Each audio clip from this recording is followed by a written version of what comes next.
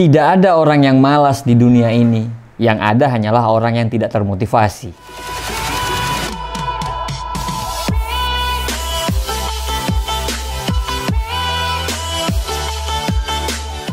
Musuh terbesar kita sebenarnya bukan orang lain.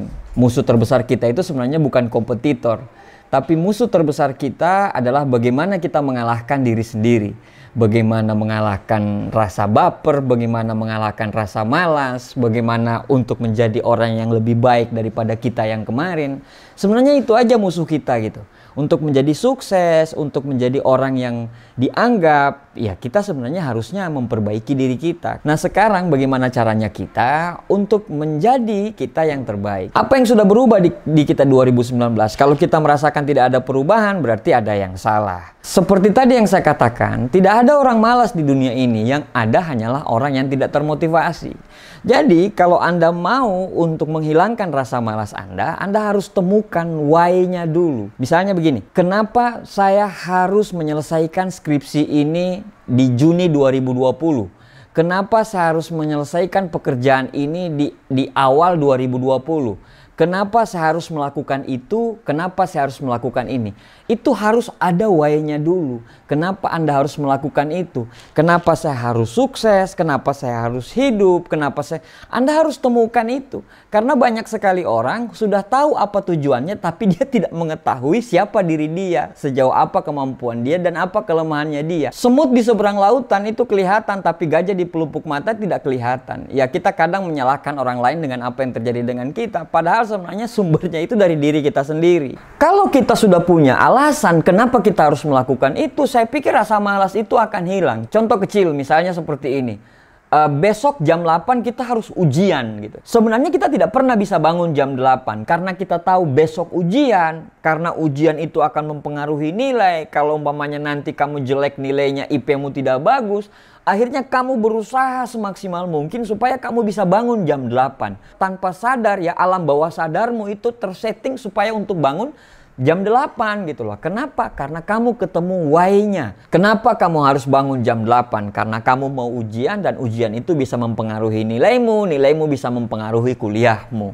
Begitu juga hal-hal yang lain. Jadi temukan alasan utamanya kenapa kamu menjalankan itu. Kalau kamu sudah temukan alasannya, saya pikir rasa malas insya Allah akan hilang. Mengatasi rasa malas ini ya gampang-gampang susah. Kalau misalnya memang benar-benar kita niat untuk berubah, sebenarnya untuk mengatasi rasa malas ini itu simple sekali. Mungkin kamu tidak sadari gitu ya, berapa banyak uang kamu kebuang, berapa banyak waktu kamu kebuang hanya karena kamu malas. Contoh kasus seperti ini. Berapa banyak uangmu kebuang pada saat kamu harusnya bisa beli makanan sendiri, tapi kamu melakukan pemesanan via online melalui ojek online. Akhirnya berapa duitmu yang kebuang? Coba deh diperhatiin. Atau misalnya seperti ini, berapa banyak uangmu kebuang hanya karena kamu malas cuci baju. Kamu lebih milih laundry daripada kamu cuci baju sendiri. Coba kamu hitung-hitung, sudah berapa banyak uangmu keluar untuk hal-hal yang tidak penting. Sudah berapa banyak hal-hal yang kamu hambur-hamburkan gitu. Jadi dari beberapa artikel yang saya baca itu macam-macam untuk menyelesaikan masalah rasa malas ini itu macam-macam.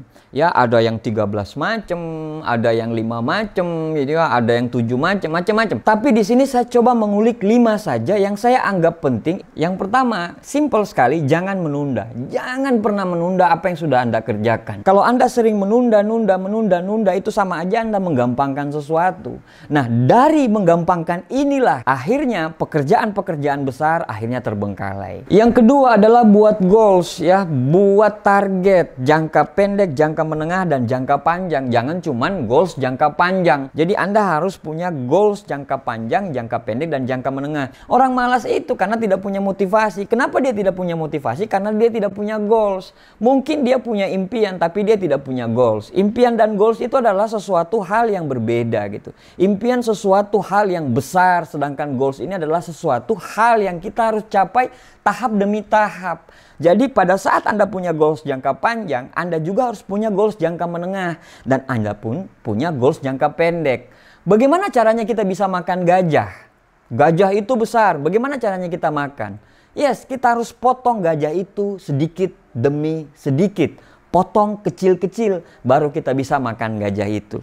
Sesuatu hal yang besar kita dapatkan dengan kita mengerjakan hal-hal kecil. Yang paling penting dari membuat goals adalah letakkan emosi dari goals tersebut. Ada emosi dari goals tersebut. Contohnya seperti ini, 2020 saya ingin mengumpulkan uang 50 juta. Uang 50 juta itu buat apa? Apa emosi di situ? Misalnya kalau kita bisa meletakkan emosinya di situ, dengan 50 juta saya bisa mengumrohkan orang tua saya. Dengan 50 juta saya bisa bayar utang saya. Dengan 50 juta, nah ada emosi. Jadi jangan cuma angka, tapi letakkanlah emosi dalam goals tersebut. Contoh lagi, 2020 Juni saya harus menyelesaikan kuliah saya. Karena saya ingin orang tua saya datang. Anda letakkan emosinya di situ. Anda bayangkan kalau orang tua Anda hadir pada saat Anda wisuda. Orang tua Anda terharu melihat Anda wisuda. Ada emosinya di situ. Ya, sehingga Anda tergerak untuk menyelesaikan goals tersebut. Ya, ada emosinya dan juga Anda potong dikit-dikit. Maksudnya ada goals jangka pendek, jangka menengah, dan jangka panjang.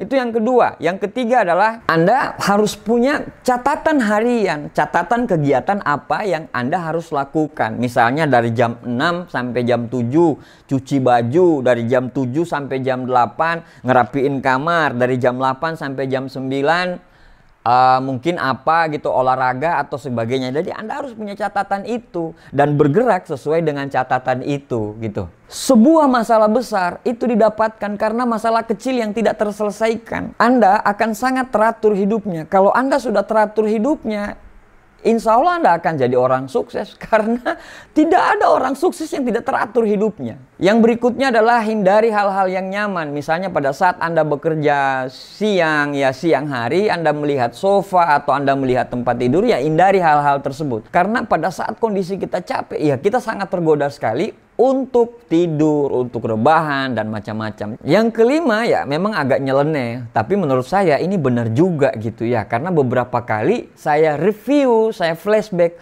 Oh iya, kalau saya lakukan ini memang malesnya itu bisa 1 hari. Hindari hal-hal yang membuat Anda nyaman, membuat Anda senang di pagi hari. Contoh, pada saat pagi hari Anda bermalas-malasan ya.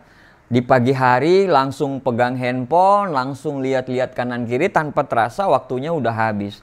Atau mungkin pada pagi hari itu karena Anda tahu Anda tidak melakukan apa-apa, tidak ada kegiatan, akhirnya Anda mencoba bermalas-malasan dengan mungkin ya nonton sesuatu, dengan ya macam-macam.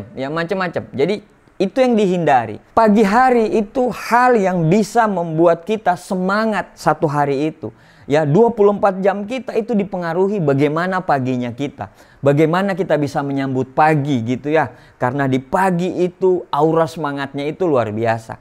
Nah, Anda bayangkan kalau pada saat pagi itu kita tidak melakukan apa-apa. Kita melakukan hal-hal yang kadang cuma ngelihat handphone aja, nggak mandi, ya nggak macam-macam. Ya, satu hari full itu tidak akan menjadi apa-apa. Banyak sekali teori-teori untuk menghilangkan rasa malas. Anda bisa belajar dari orang Jepang, ya bagaimana teori mengatasi rasa malas. Banyak sekali, ya Anda saja yang malas untuk membuka referensi-referensi bagaimana caranya mengatasi rasa malas. 2020 sudah di depan mata. Mau jadi apa kita 2020 tergantung dari kamu sekarang. Tidak ada gunanya resolusi tanpa tindakan yang nyata. Dan tindakan yang nyata tidak langsung besar, tapi tindakan yang nyata itu adalah sesuatu yang kita lakukan step by step, kecil demi kecil, sehingga kita bisa berubah. Untuk mengalahkan dunia, kita tidak perlu merubah orang lain, tapi kita harus merubah diri sendiri. Kalahkan apa yang kurang dari dirimu, kalahkan rasa bapermu, kalahkan rasa malasmu, dan insya Allah setelah kita bisa mengalahkan diri sendiri, kita bisa merubah diri sendiri, insya Allah kita akan bisa merubah dunia. Terima kasih. Assalamualaikum warahmatullahi wabarakatuh. Sukses buat kita semuanya.